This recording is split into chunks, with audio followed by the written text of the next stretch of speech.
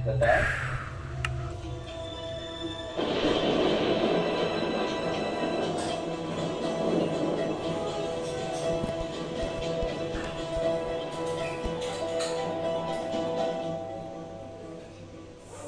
ये क्या हुआ कान? राधा ने तुम्हारे प्रश्न का उत्तर क्यों नहीं दिया? राधा ये समझने की ओर अग्रसर है कि आयन एक योग्य गुरु नहीं है। किंतु कान्हा, क्या तुम्हें ऐसा प्रतीत नहीं होता कि ये सब थोड़ा शीघ्र होना चाहिए? दुर्वासा ऋषि के उठने से पहले, अन्यथा परिस्थितियों के प्रति व्यक्ति को निर्भीक खड़ा होना चाहिए। मैं नारायण हूं और मुझे इस संसार के समक्ष एक उदाहरण स्थापित करना ही होगा। मैं हर परिस्थिति के लिए सज्ज हूं।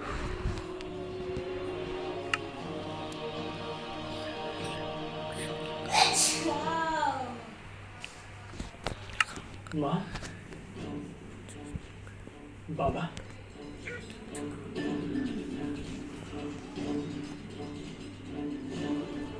सुखी रहो।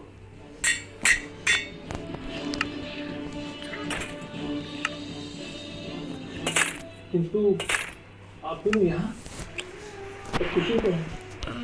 हाँ, सब कुशल है। पेंट बस तुम्हारी और राधा की चिंता हो रही थी, इसलिए तुम दोनों से मिलने चले आए।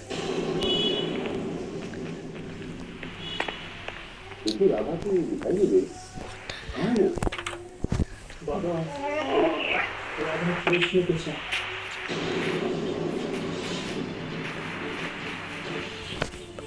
कृष्ण के साथ। ब्राह्मणों की आज्ञा पर वो वहाँ पर्वत पर कृष्ण के साथ ऋषि दुर्वासा के तप की रक्षा हेतु गई। ये कैसे संभव है?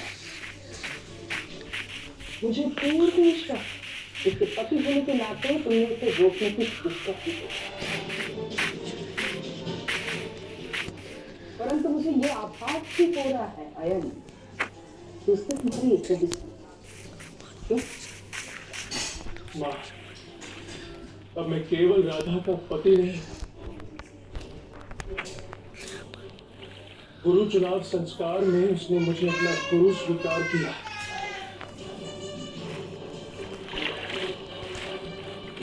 अब मैं पूर्ण संस्कार पूर्वक राधा का गुरु भी हूँ। ये संदेह ये हर्ष का विषय है कि राधा ने तुम्हें अपना गुरु बनाकर पतिव्रता का पालन किया, परंतु उसे इस प्रकार कृष्ण के साथ अकेले नहीं करना चाहिए। बाबा आप बहुत अच्छे हैं। इसमें सदैव राधा में कुछ न कुछ अच्छा ढूंढ ही लेते हैं। हाँ, उसने गुरु बनाया है, क्योंकि कृष्ण की गुरु बनना भी स्वीकार किया है।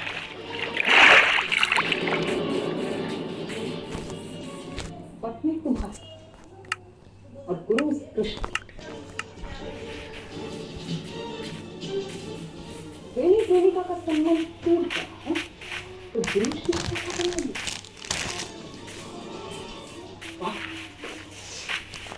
कितनी खुशी है उस लड़की। राधा को ऐसा नहीं करना चाहिए था। मुझे उससे ये अपेक्षा थी। मैं से बात करके राधा को वापस बुलाने का प्रबंध करता हूँ। पेपर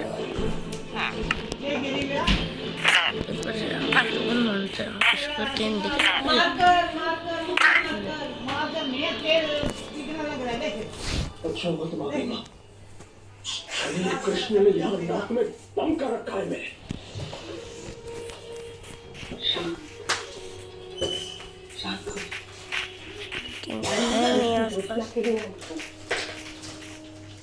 वो कृष्ण बहुत से दुर्वासा की खोज में लेकिन ये कैसे हो? ये तो क्या है शर्मा? अब और कुछ मत सोचो। हमारा प्रश्न का है राधा को कृष्ण से दूर यहाँ इस आश्रम में लाना।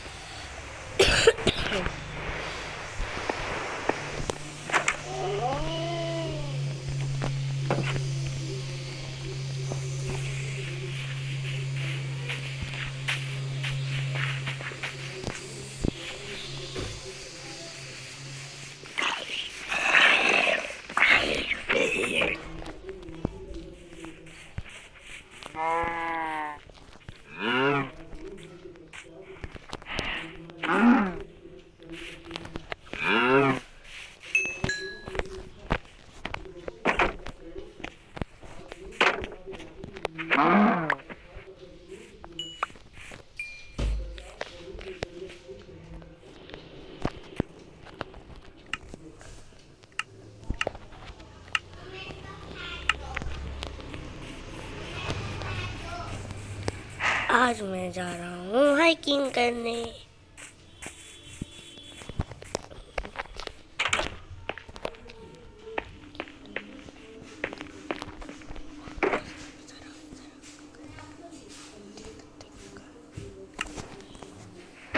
क्या हुआ?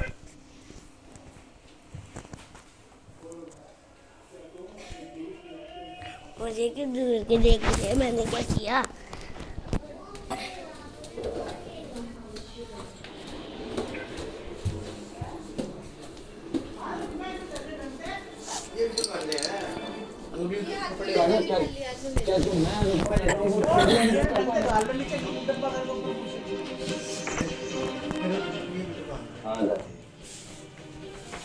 ये बिल वपन अत्यंत शक्तिशाली है। इसकी ऊर्जा, उसकी तरंग मैं यहाँ तक अनुभव कर पा रहा हूँ। अब तो कान्हा हमें शीघ्र राधा को फल से अलग करना होगा। मत भूलिएगा, वो राधा है। अब यही बिल वपन राधा के ज्ञान की जागृति का साधन बनेगा। आ जाएंगे ये बिल वफन। ये बिल वपन अत्यंत शक्तिशाली है। इसकी ऊर्जा, उसकी तरंग मैं यहाँ तक अनुभव कर पा रहा हूँ। मत भूलिएगा, वो राधा है। अब यही बिल वपन राधा के ज्ञान की जागृति का साधन बनेगा। अरे कब है?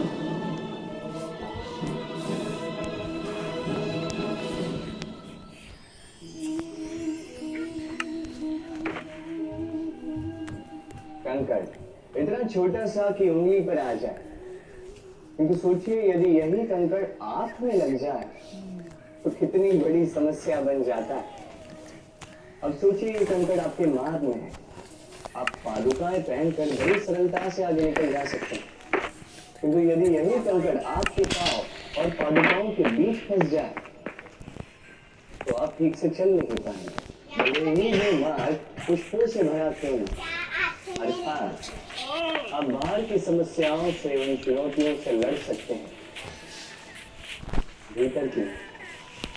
भीतर की समस्याओं से लड़ना अत्यंत कठिन होता है। इसलिए सर्वप्रथम आप भीतर से शक्तिशाली हो जाएंगे, भीतर से पूर्ण हो जाएंगे, फिर आप इस संसार के समस्त समस्याओं और चुनौतियों से लड़ सकते हैं, आप विजयी हो सकते हैं। राधे अपायन के दुष्परिणाम भोगने का ये समय। दादा ये क्या? ये बर्फ पर मेरे पति मेरे लिए लाए थे।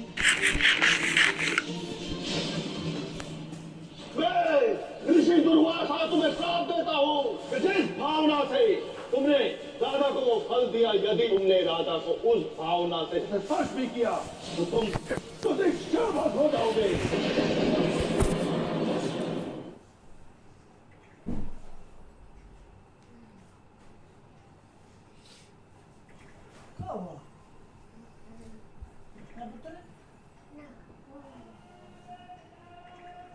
ये है ना,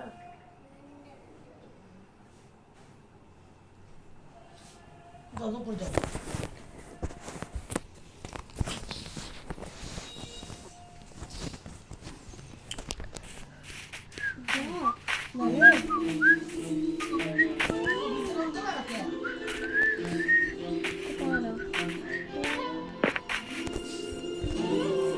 नीचे ना ना ऊपर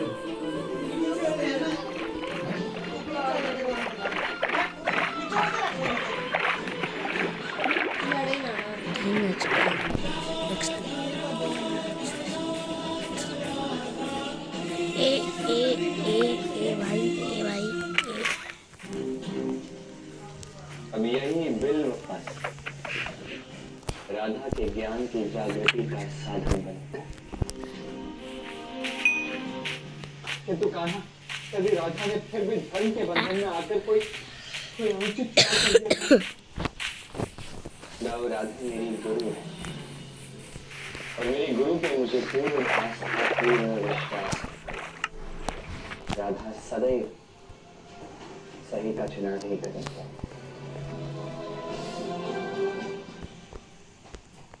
किंतु आयन ने अपना चुनाव कर लिया है, अब आयन के अत्यंत हानिकारक दुष्परिणाम भोगने का ये समय।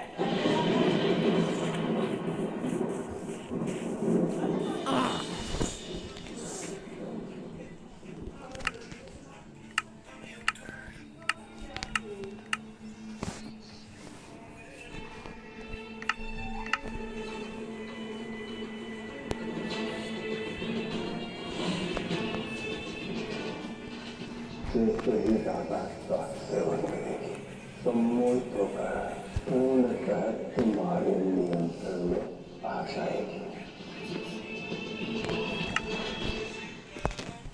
राधा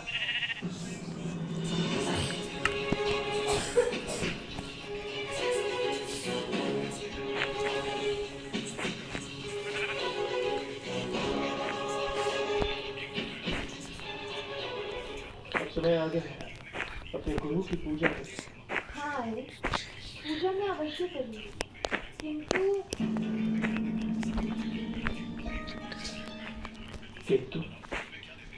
तुमने इतने श्रम से मेरे लिए पूजा सिखाई थी, इसलिए मैं तुम्हारा सम्मान पूर्ण करना चाहती हूँ।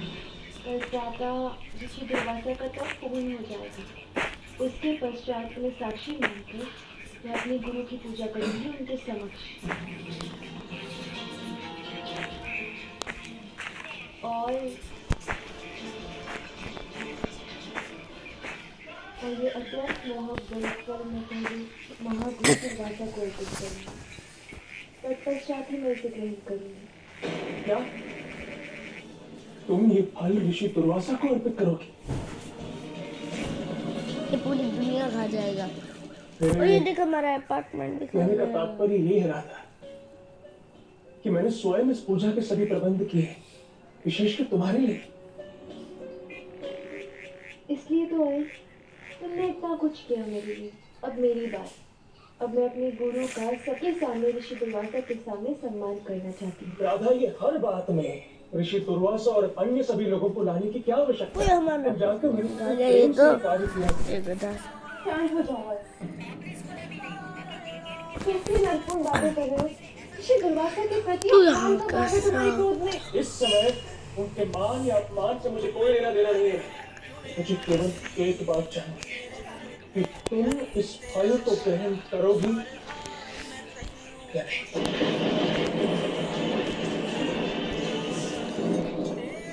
नहीं आई।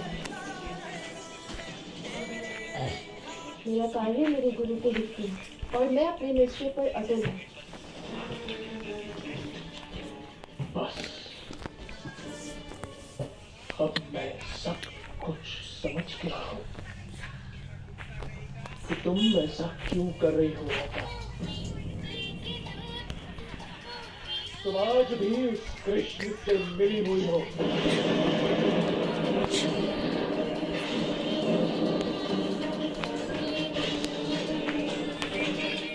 हाँ, क्या लगता है तुम्हें मुझे दिखाई नहीं देती? उसी कृष्ण की तरह नीच विचार हो गए हैं तुम्हारे राधा। ये रे तुम्हारे जीवन में ये मेरे अस्तित्व का कोई महत्व नहीं है राधा, ये रे वीडियो। कोई महत्व नहीं। अब तो मुझे तो इस बात पर संदेह है राधा पापा कि हमारे विवाह के पश्चात तुम अपने पति का सम्मान करती भी हो। नहीं राधा, सही बात। तुम एक पतिव्रता नहीं हो। तुम आज भी केवल एक प्रेमिका हो, उस कृष्ण की प्रेमिका। बस कर। बस करो।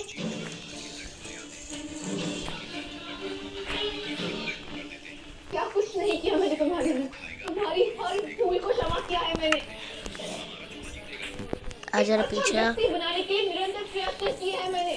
कितने अवसर दिए तुमने और तुम मुझ पर कितने अभद्र और अनैतिक लांछन लगा रहे हो। तुम्हारे ये शब्द तीर बनकर मेरे हृदय में उतरे। अत्यंत आहत हुई हूँ मैं। अत्यंत आहत।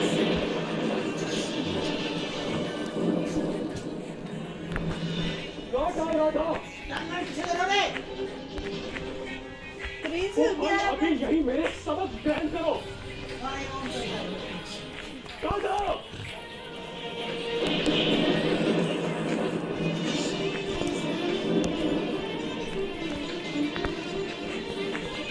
मैं जानता हूँ राधा, ये तुमने अत्यंत आहत किया है, किंतु अब यही अयंत पापों का शरण है। अब उसको अपने समस्त पापों का नाश मेरे को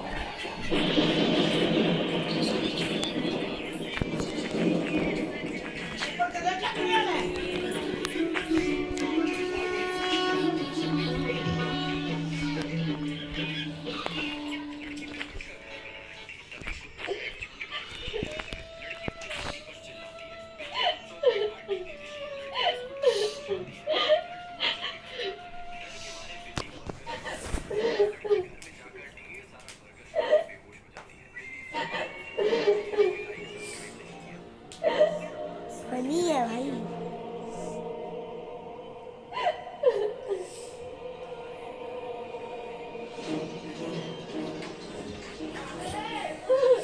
क्या बना रहे हैं?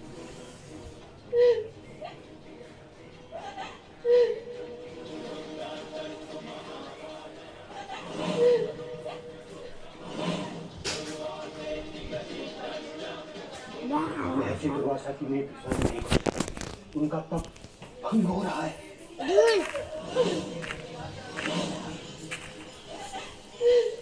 ये तो मैजिक है। ये तो मैजिक।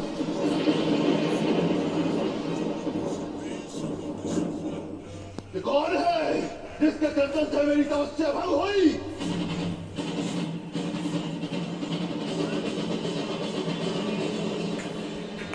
ये तो मैं भी कर लूंगा। क्योंकि यहाँ उपस्थित सभी व्यक्ति को शांत कौन हो जाओ मूर्ख,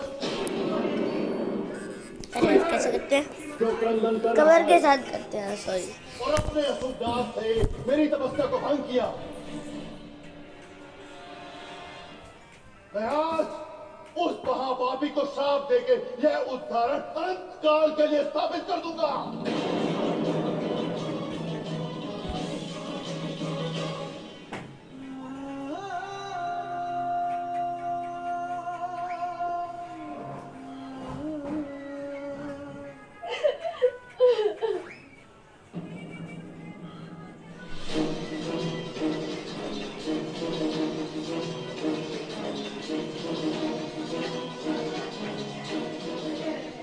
कौन है जिसने अपने गर्दन से मेरे तप को भंग किया?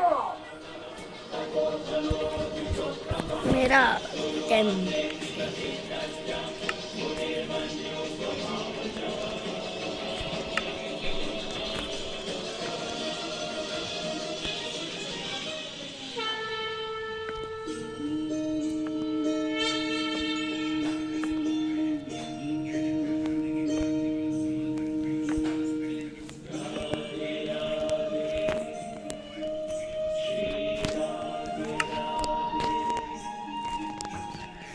आखिर मेरा वो बन गया।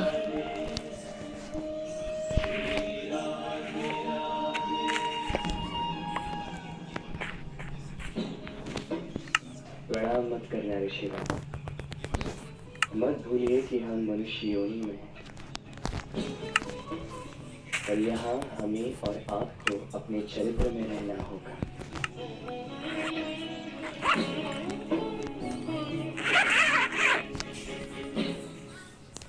राधा, क्या तुम्हें इतना भी ज्ञान नहीं है कि जहाँ एक दिन की तपस्या कर रहा हो तो ऐसा कोई काम करना अनुचित है? मुझे क्षमा कर दीजिए ऋषिवर, मुझसे भूल हो गई।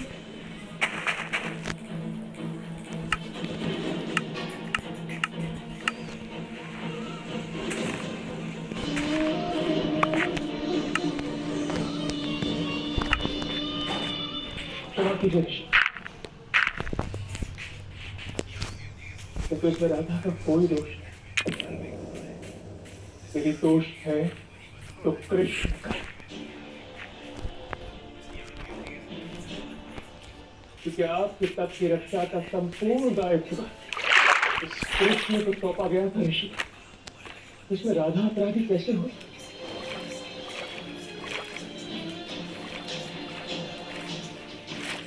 और केवल इतना ही, इस कृष्ण ने बीते कई दिनों में अनेक अपराध किए हैं ऋषि।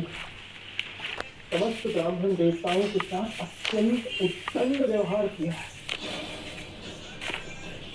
आपके इतने महत्वपूर्ण तप की रक्षा को संकट में डालकर कई बार पर्वत से नीचे आया है ये कृष्ण। और हाँ ऋषि, इसने एक वर्षों पुरानी परंपरा का अपमान भी किया।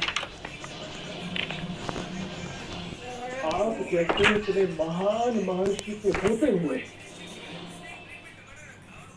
इस कृष्ण ने राधा को अपना गुरु बनाया है ऋषि। आपका इतना घोर अपमान किया है ऋषिवर। आप कृपया इसे श्राप देकर न्याय कीजिए, भस्म कर दीजिए इस कृष्ण को।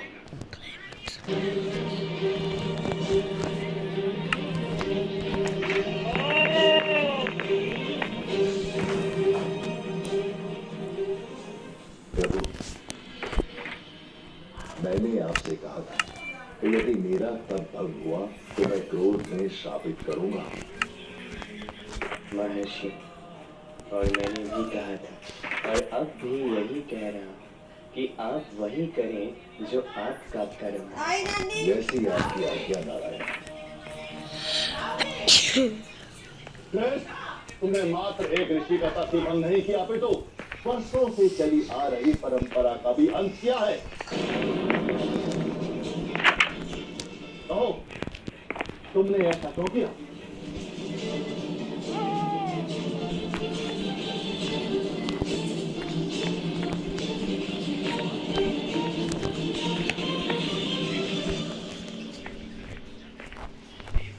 ऋषि दुर्वासा, मैंने किसी का अपमान नहीं किया, मैंने कोई परंपरा नहीं तोड़ी।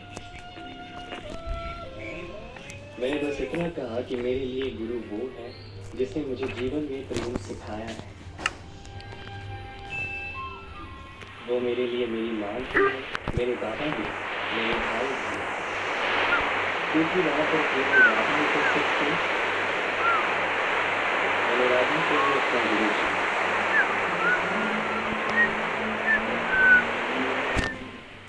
तो ऋषिवर राधा को चाहते भी नहीं थी कि कृष्ण उसे अपना गुरु है।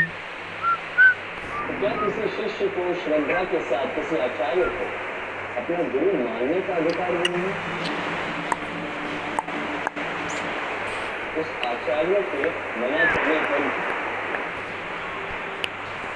अपने मन से किसी को गुरु मान तो सकता।